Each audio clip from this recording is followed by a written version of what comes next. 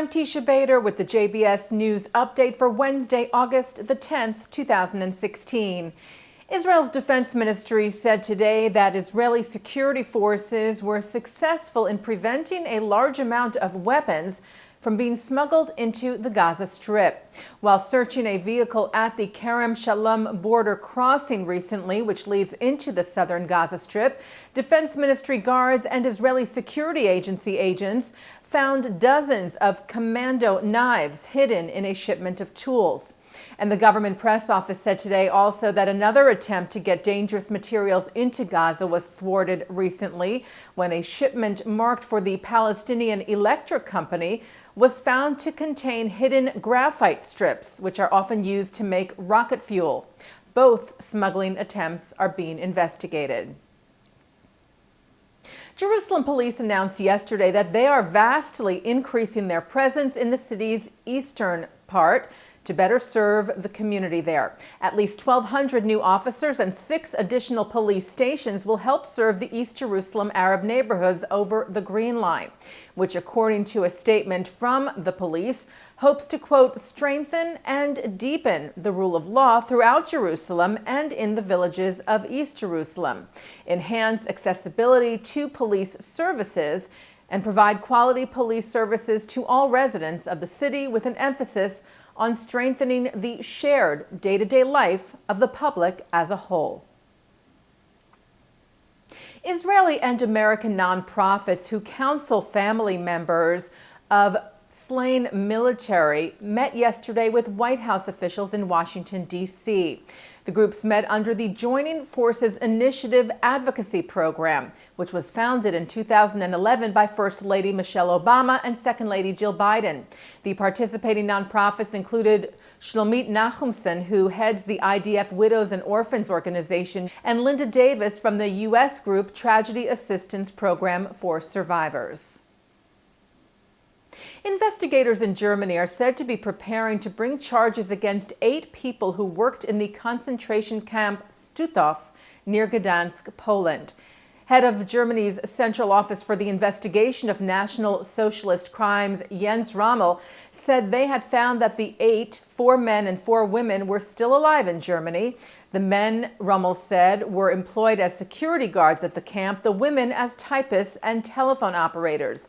They could be charged with accessory to murder.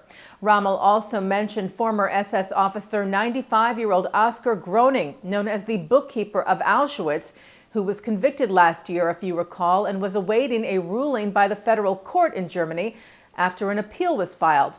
Rommel said he hoped the High Court would clarify the legal situation, meaning that Groening would in fact serve the 4-year sentence he was given for the accessory to the murder of at least 300,000 at the Auschwitz-Birkenau death camp. World Jewish Congress President Ronald Lauder said it was critical that those who took part in genocide are put on trial irrespective of age.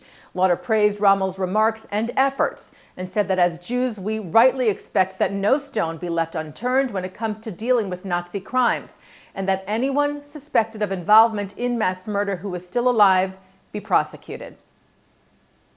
Turning now to the Olympic Games in Rio, Jewish-American gymnast Aly Raisman, together with her teammates known as the Final Five, won the gold for the United States women's gymnastics team in the team finals in Rio yesterday.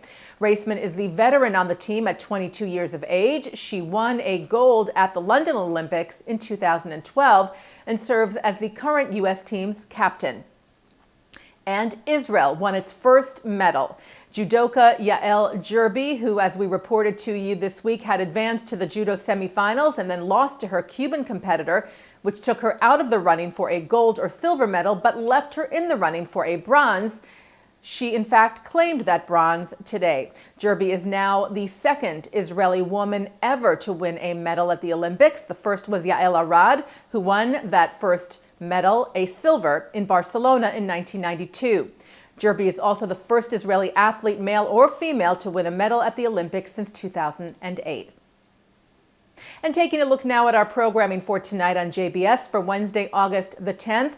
At 7 o'clock, a look at the issue of non-Orthodox conversions in Israel. At 8, Holocaust researcher David Katz talks about the efforts made by Eastern European governments to trivialize the Holocaust in a program of ISGAP, the Institute for the Study of Global Anti-Semitism and Policy. Then at 9, Mark Golub sits down with IDF Sergeant Benjamin Anthony on L'chaim, and at 10:30 tonight, a look at the elite Duvdevan unit of the IDF. And coming up right after this newscast tonight, it's Thinking Out Loud with Micah Halpern. And that's the JBS News Update for Wednesday, August the 10th, 2016. I'm Teisha Bader.